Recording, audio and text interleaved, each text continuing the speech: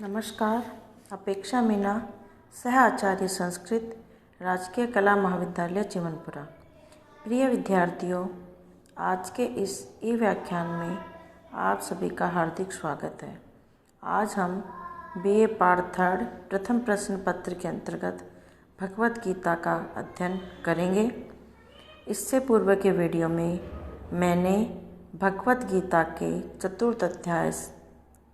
चतुर्थ अध्याय के 25वें श्लोक तक आपको पढ़ा दिया था।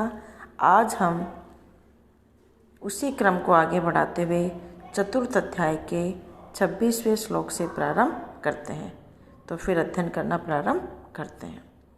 देखिए,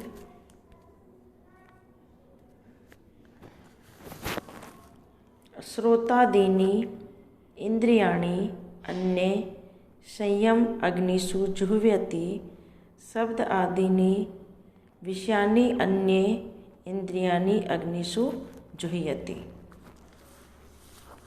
श्रोत अन्वय देखिए, अन्य श्रोतादीनि इंद्रियाणि संयम्य अग्निषु जुह्वति अन्य शब्दादीन विषयान इंद्रियाणि अग्निषु जुह्वति। शब्दार्थ देखिए, श्रोतादीनि, श्रोताधिक अर्थात कान आदि सभी इंद्रियों को, इंद्रियाणि इंद्रियों को, संयम अग्निषु स्वाधीनता रूप संयम अग्नियों में जुह्वति हवन करते हैं।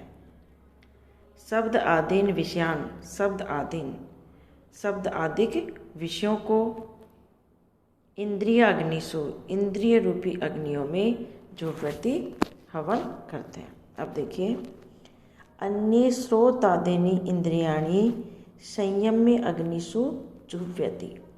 क्या कह रहे हैं कि और कोई अन्य और कोई योगी जन तो श्रोतादीनि इंद्रियाणि, श्रोत आदि कान नाक आदि इंद्रियाणि इंद्रियों का संयम, इंद्रियों का संयम रूप अग्नि में जुह्वति हवन करते हैं। अर्थात कोई योगी जन तो श्रोत आदि इंद्रियों का संयम रूप अग्नि में हवन करते हैं। यहाँ पर देव यज्ञ एवं अभेद दर्शन रूप यज्ञ का वर्णन करने के अनंतर इंद्रिय संयम रूपी यज्ञ का एवं विषय हवन रूपी यज्ञ का वर्णन इस पद्य में किया जा रहा है। तो अन्य श्रोतादीनि इंद्रियाणि संयम्य अग्निषु जुह्वति, और कोई योगी जन श्रोत आदि इंद्रियों का संयम रूप अग्नि में हवन करते हैं। अर्थात संपूर्ण इंद्रियों को अपने वश में कर लेते हैं। अन्य शब्द आदीन विषयान इंद्रियाणि अग्निषु जुह्वति, और अन्य कुछ योगी जन लोग इंद्रिय रूपी अग्नि में, इंद्रिय अग्निषु इंद्रिय रूपी अग्नि में शब्द आदीन विषयान शब्द आदि विषयों का जुह्वति हवन करते हैं। कि अन्य कुछ लोग इंद्रिय रूपी अग्नि में ही शब्द आदि विषयों का ही हवन करते हैं।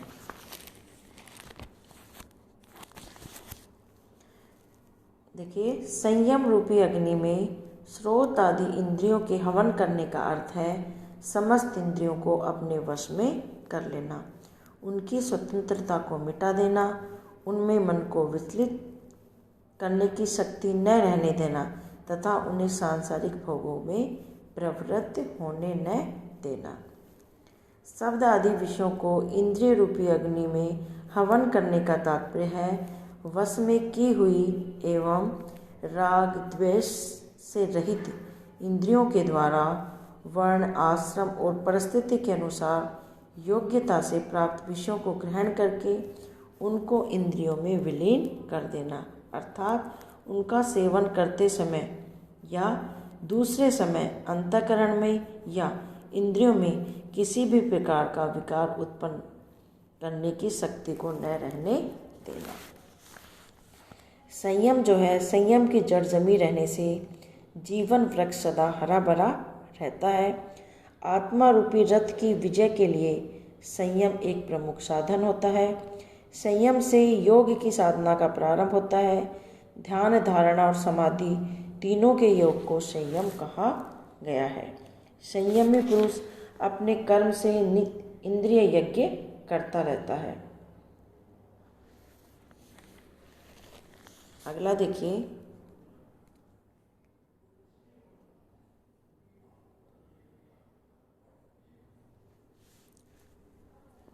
सर्वाणि इंद्रिय कर्माणि प्राण कर्मणि च अपरे आत्मसंयम योगा अग्नौ जुह्वति ज्ञान दीपिते। अन्वय देखिए, अपरे सर्वाणि इंद्रिय कर्माणि च प्राण कर्माणि ज्ञान दीपिते आत्मसंयम योगा अग्नौ जुह्वति। प्रस्तुत पद्य में भगवान श्री कृष्ण ने आत्मसंयम योग रूप यज्ञ का वर्णन किया है।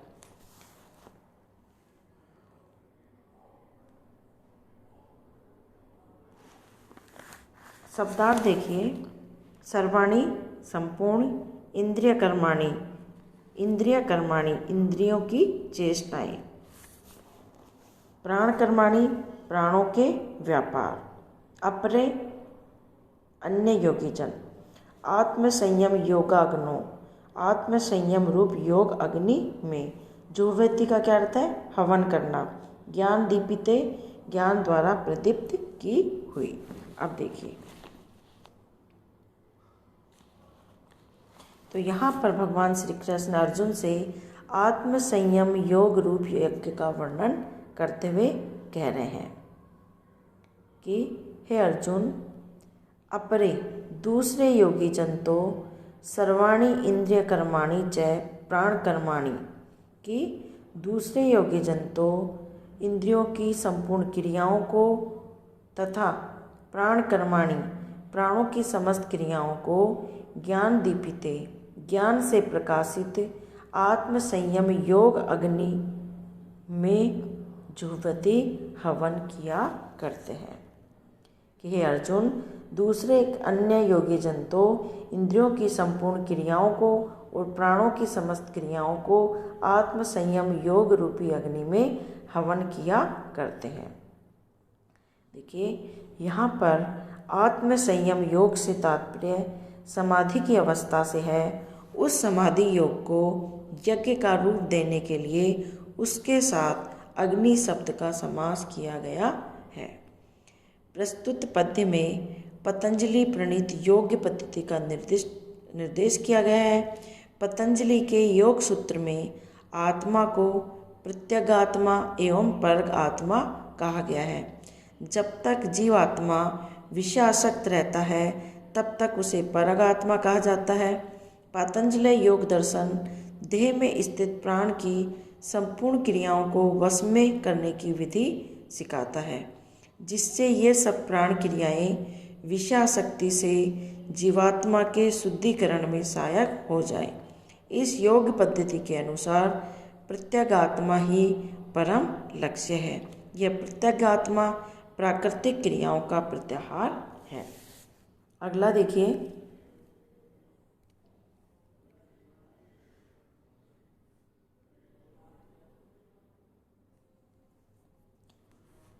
द्रव्य यज्ञ तपो यज्ञ योग यज्ञ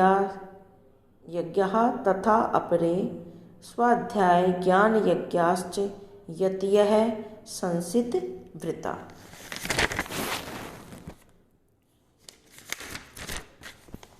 अन्वय देखिए, तथा अपरे संसित व्रताः यतयः द्रव्ययज्ञः तपोयज्ञः योग यज्ञः स्वाध्याय ज्ञान यज्ञः।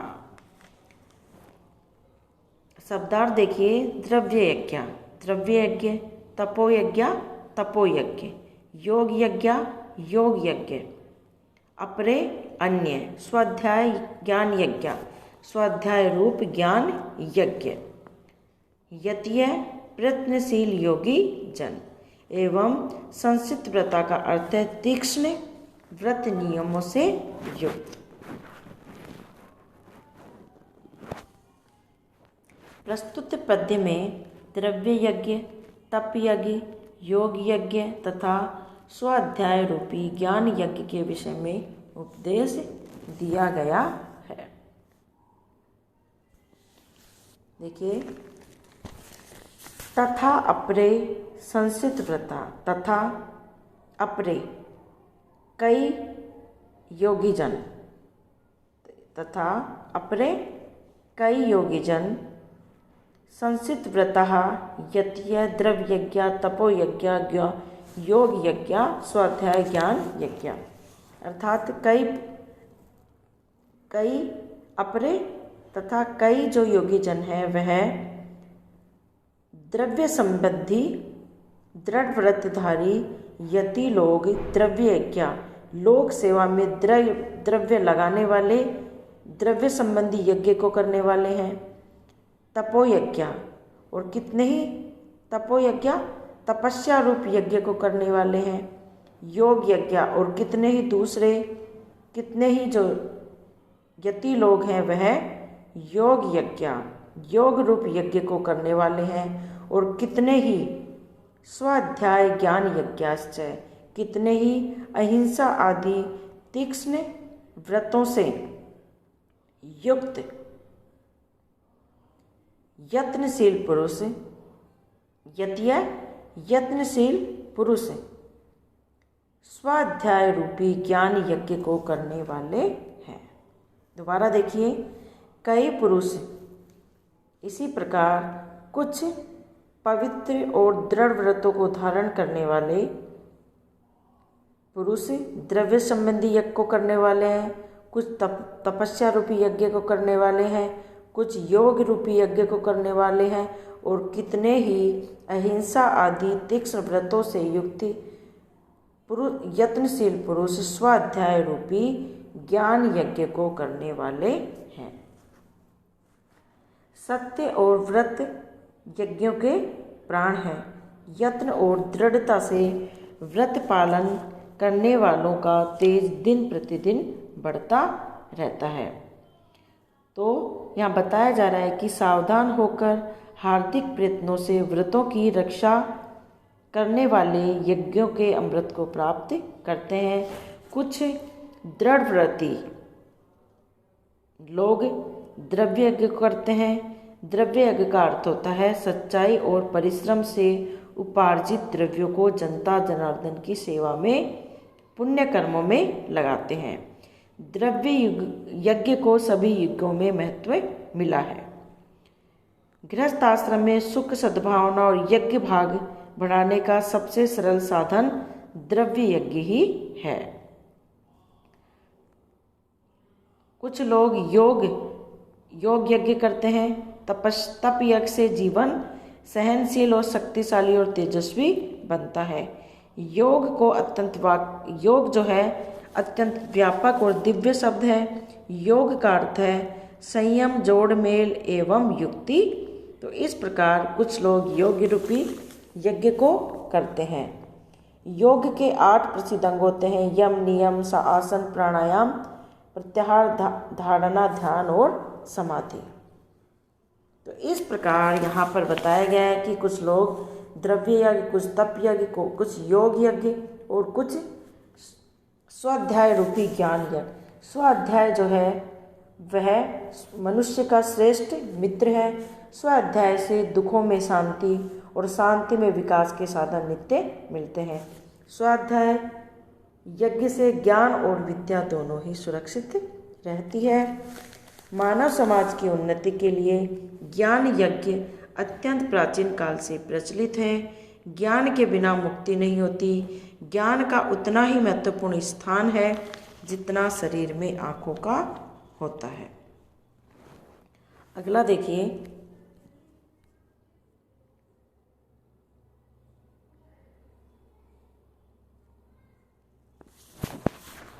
अपाने जुह्वति प्राणम प्राणो अपानम तथा अपरे प्राण अपान गति रुद्धवा प्राणायाम परायणाः।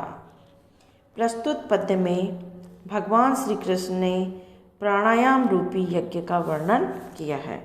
अन्वय देखिए, अपाने प्राणम जुह्वति तथा प्राणे अपानम जुह्वति, अपरे प्राणा अपान गति रुद्धवा प्राणायाम परायणाः।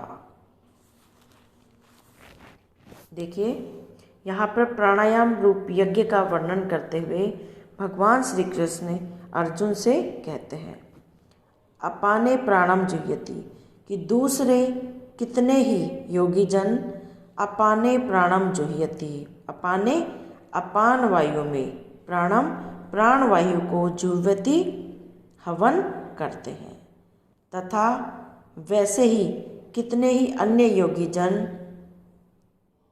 अपरे प्राणा अपान गाति, और कितने ही योगी जन प्राणे अपानम जुह्यति, प्राण वायु में अपान वायु को हवन करते हैं। अपरे, और इसी प्रकार अन्य योगी जन प्राण अपानम गति रुत्वा, प्राण और प्राण वायु और अपान वायु की गति को रोककर प्राणायाम परायणः, प्राणायाम परायण होते हैं।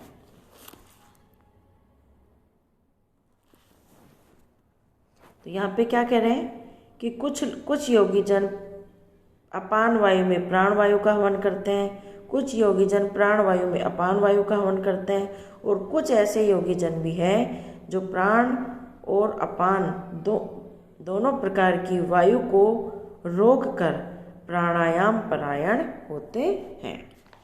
प्रस्तुत पद्य का तात्पर्य यह है कि पातंजलि योग्य के अनुसार प्राणायाम करना भी एक प्रकार का यज्ञ होता है। प्राणायाम शब्द के प्राण शब्द से श्वास और उच्छ्वास दोनों क्रियाएं प्रकट होती है, परंतु जब प्राण और अपान का भेद करना होता है तब प्राण बाहर जाने वाला अर्थात उच्छ्वास वायु और अपान भीतर आने वाला श्वास, यह अर्थ किया जाता है। जब प्राण का अपान में यजन किया जाता है तो उसे रेचक कहते हैं। प्राण अपान दोनों के पूर्ण अवरोध को कुंभक योग कहा जाता है। कुंभक योग के अभ्यास से योगियों की आयु में अनेक वर्षों की अभिवृद्धि होती है।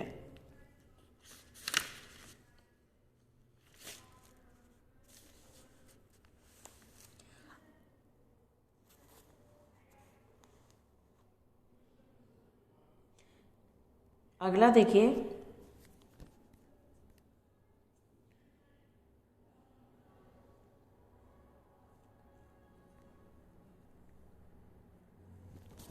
अपरे नियत आहारा प्राणान प्राणेषु जुह्वति, सर्वे अपि एते यज्ञविद्दो यज्ञक्षपित कल्मषः।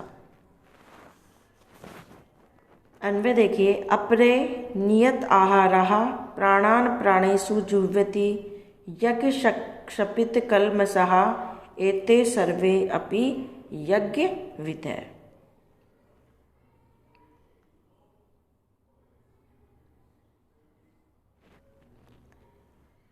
योगी जन अनेक प्रकार के यज्ञ करके जीवन को पवित्र और उन्नत बनाते हैं। ऐसे नर नारी ही वास्तव में यज्ञ को जानने वाले होते हैं। यज्ञ कर्मों से उनके पाप नष्ट हो जाते हैं। इसी बात को इस पद्य में भगवान श्री कृष्ण अर्जुन से बता रहे हैं। शब्दार्थ देखिए, अपरे अन्य योगी जन, नियत आहारा जिनका आहार नियमित है, प्राणान प्राणवायु, प्राणेषु प्राणों में, जुह्वति हवन करता, सर्वे अपि एते ये सभी योगी जन, यज्ञ विद्य यज्ञ को जानने वाले, यज्ञ शपित कल्मषा यज्ञ द्वारा जिनके पाप नष्ट हो गए हैं। देखिए, अपरे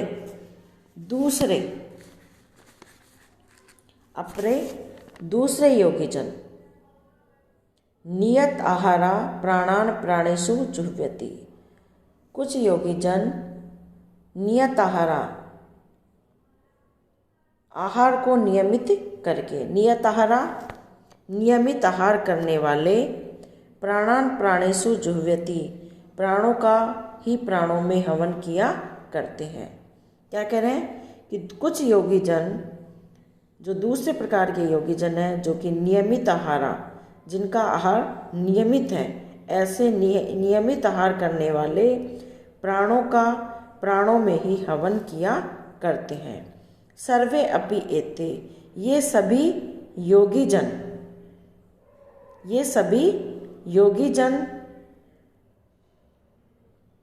यज्ञ शपित कल्मषा यज्ञ विदय, ये सभी योगी जन, ये सभी साधक यज्ञों के द्वारा, यज्ञ शपित है, यज्ञों के द्वारा पापों को नष्ट करने वाले तथा यज्ञ विदय, यज्ञों को जानने वाले हैं। क्या कह रहे हैं कि दूसरे प्रकार के जो योगी जन हैं, जो नियमित आहार वाले, प्राणों को प्राणों में ही हवन करते हैं, वे सब ही यज्ञों के द्वारा पापों को नष्ट करने वाले तथा यज्ञ वेता है, यज्ञ को जानने वाले हैं।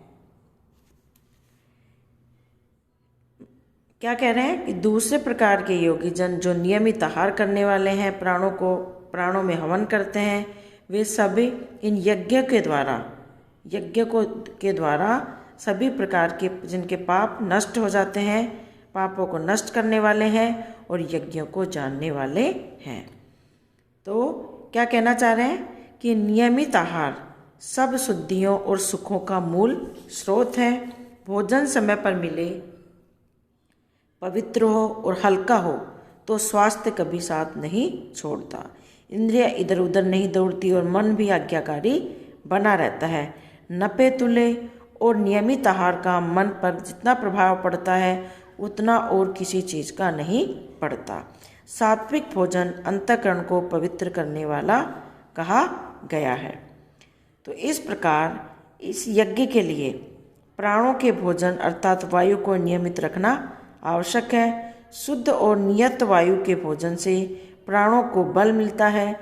प्राणों को प्राणों में हवन करने का एक अभिप्राय यह है कि व्रत, उपवास आदि द्वारा जब शरीर को कम भोजन मिलता है तो प्राणों में भड़कन होती है और उसका वेग इंद्रियों के बल को खा जाता है। इस प्रकार प्राणों में प्राणों को होम दिया जाता है और ऐसा करने से प्राणों को परंतु अगर ऐसा करते वक्त प्राणों को ही तकलीफ हो तो वह यज्ञ तामसी प्रवृत्ति का हो जाता है।